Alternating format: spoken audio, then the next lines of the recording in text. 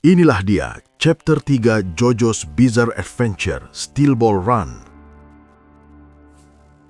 Johnny duduk di tepi pantai San Diego sambil merenung apa tujuannya ke pantai ini. Apakah karena ingin melihat lomba balap kuda atau hanya sekedar ingin nostalgia masa kecil? Yap, Johnny suka naik kuda. Dulu MC kita bernama Joe Kid Joestar. Dia sudah menunggangi kuda sejak umur 5 tahun. Dia suka sekali suara hentakan kuda dan berpikir kalau kuda juga punya pikiran. Johnny melihat dari cara berlarinya, ayah Johnny juga mengira bahwa Johnny adalah joki kuda jenius. Begitupun dengan Johnny juga memikirkan hal yang sama. Orang-orang memanggil Johnny dengan sebutan Jojo. Johnny sangat kaya dan ahli berkuda. Semua orang, bahkan pihak kerajaan juga datang melihatnya. Di umur 16 tahun saja, Johnny sudah memenangkan Piala Kentucky Derby. Suatu ketika, Johnny berkunjung ke rumah seorang sultan. Anak-anak perempuan mereka suka menggoda Johnny. Ya, Johnny mah mau-mau aja lah ya.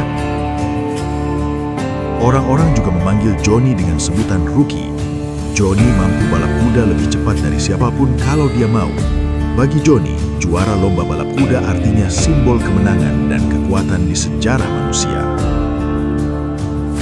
Suatu hari, Johnny dan Elsie-nya pergi ke bioskop. Antrian sangat panjang dan Johnny ingin nonton lain hari saja. Namun, Elsie-nya ini maksa pengen nonton. Karena saat itu adalah era awal munculnya istilah aktris cantik, Elsie-nya Johnny meminta untuk menyerobot antrian saja karena berpikir Johnny orang terkenal. Johnny menurut saja dan menyerobot dengan santai antrian-antrian yang ada. Ternyata ada seorang pria yang tidak mau antriannya diambil.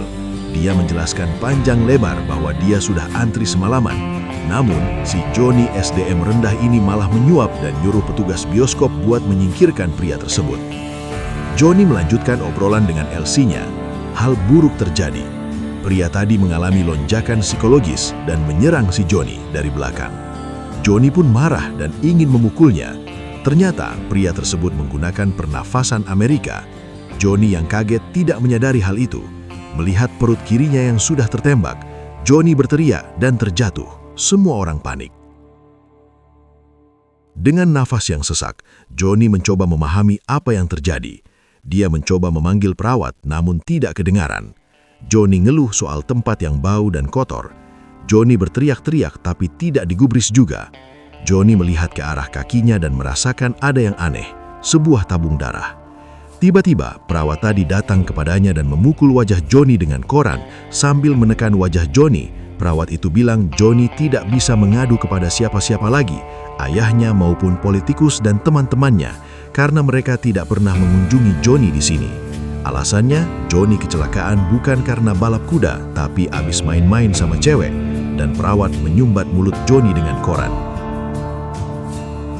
Balik ke scene Johnny joget, maksudnya berdiri dari kursi roda karena bola hijau milik Jairo. Johnny terkejut dan terduduk kembali. Ya, bentar doang stand-nya. Johnny shock dan bertanya-tanya apa yang terjadi pada kakinya. Dia mencari-cari kemana perginya Jairo. Johnny mengejar Jairo dan bertanya-tanya kenapa dia bisa berdiri. Jairo menjelaskan apa saja penyebab kematian. Pertama, digigit nyamuk, kedua, ditendang kuda.